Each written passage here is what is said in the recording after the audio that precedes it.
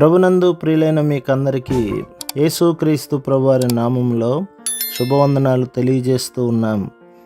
ఎడారిలో సెలయేర్లు అనే దిన ధ్యానము కొరకై స్వాగతం. డిసెంబర్ 4.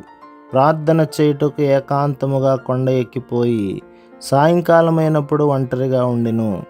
మత్తయి సువార్త 14:23. ఇశ్రాయేలీయుల సబ్బాతులోని విశేషమేమంటే దాని ప్రశాంతత, విశ్రాంతి, దాని పరిశుద్ధమైన శాంతి. ఏకాంతములో అర్థం కాని బలమేదో ఉంది.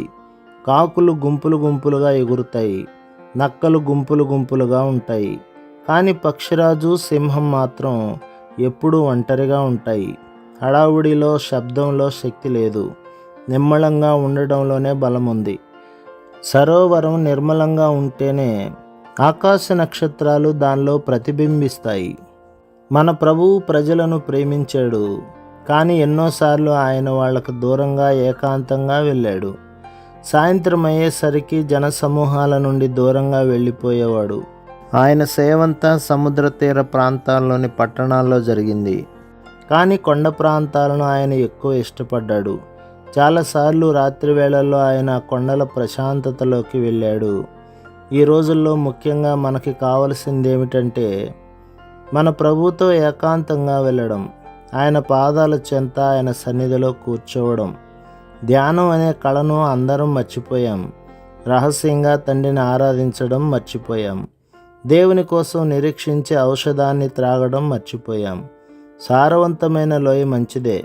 గోధుమ పొలాల్లో పనివాళ్ళు అక్కడ ఉంటారు. సూర్యాస్తమయం దాకా పంట కోస్తుంటారు.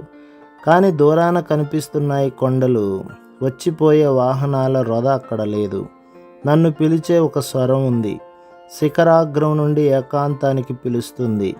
లోయలో ఉండడం బాగానే ఉంది. రోజంతా పనిచేయడం బాగానే ఉంది. నా ఆత్మ మట్టుకు శిఖరాగ్ర అనుభవం కోసం అరులు చాస్తూ ఉంది.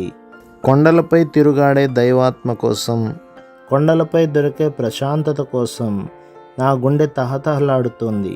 ప్రతి జీవితంలోనూ దేవుడు మాత్రమే ప్రవేశించగల అతి పరిశుద్ధ స్థలం ఉండాలి. ప్రభు మిమ్మును, మీ కుటుంబమును, మీ సంఘమును దీవించి ఆశీర్వదించునుగాక. ఆమేన్.